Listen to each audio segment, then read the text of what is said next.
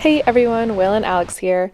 In this video, we're sharing what we did over a long 4-day weekend in Mallorca. In case you don't know, Mallorca is an island off the coast of Spain in the same cluster as Menorca and Ibiza, which are together known as the Balearic Islands. While this is known as a huge party destination for German and British tourists, that wasn't why we were here. We'd love to visit someday in that capacity, but this was August of 2021 and only a few days after Mallorca cracked down on partying in places like Magaluf. In this video, we'll show you what we did over 4 days in Mallorca that didn't involve partying or clubbing. I'll leave a link below to all the places we stayed and some blog posts I used while planning.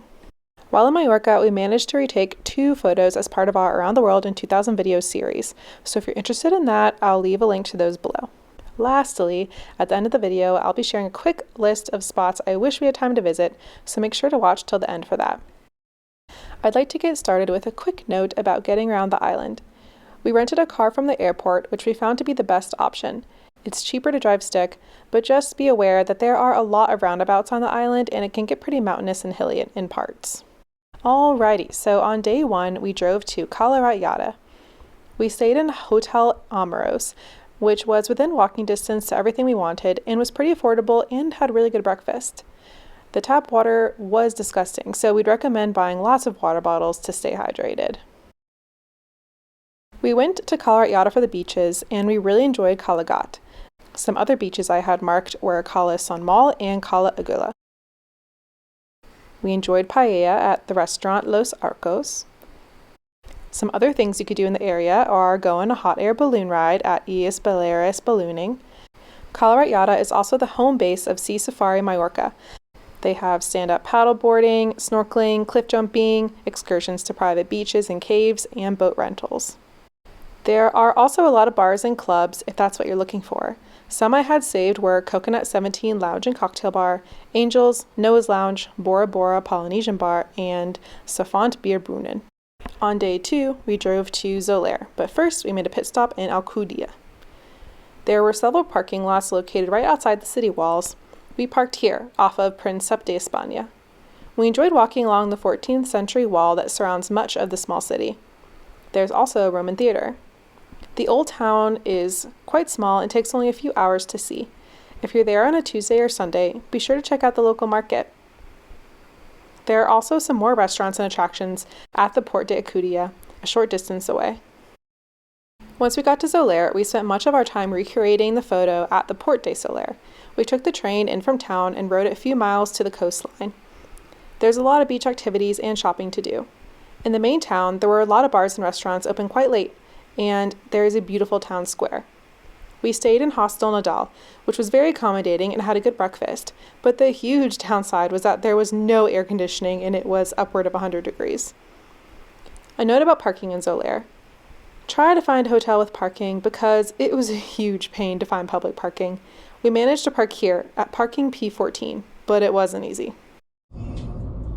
On day 3, we drove to Palma but made a pit stop in the hillside town of Valdemosa.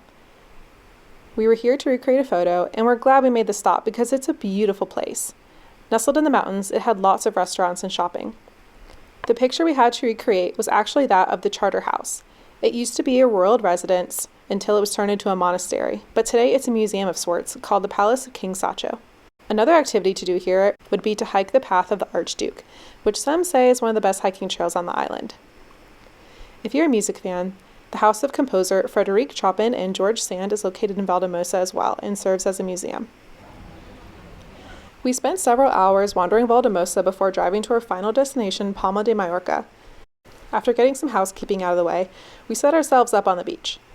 There's actually a ton of things to do in Palma, including walking around its historic town center with the La Silla Cathedral and the Palma Cathedral, the Parc de Mar public park, the Royal Palace of La Almudaina, traditional markets, Mercat 1930, Santa Catalina, and La Olivar.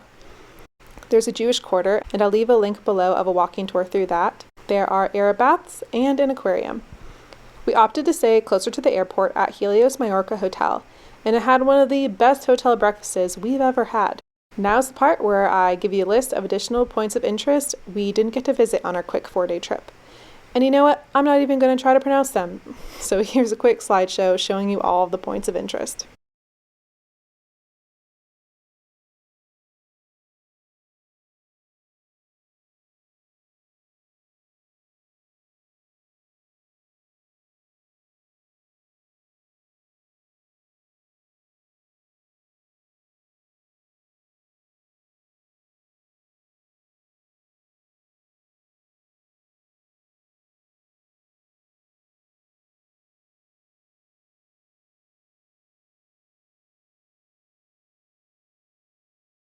Obviously, doing all these things in 4 days would be a very packed weekend and leaves almost no time for beach lounging.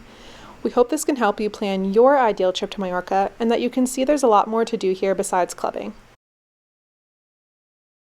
Please don't take my word for it. I'll link below some local YouTubers and resources that can help you plan your trip as well. We know there's a lot we didn't cover, so please leave your Mallorca recommendations in the comments.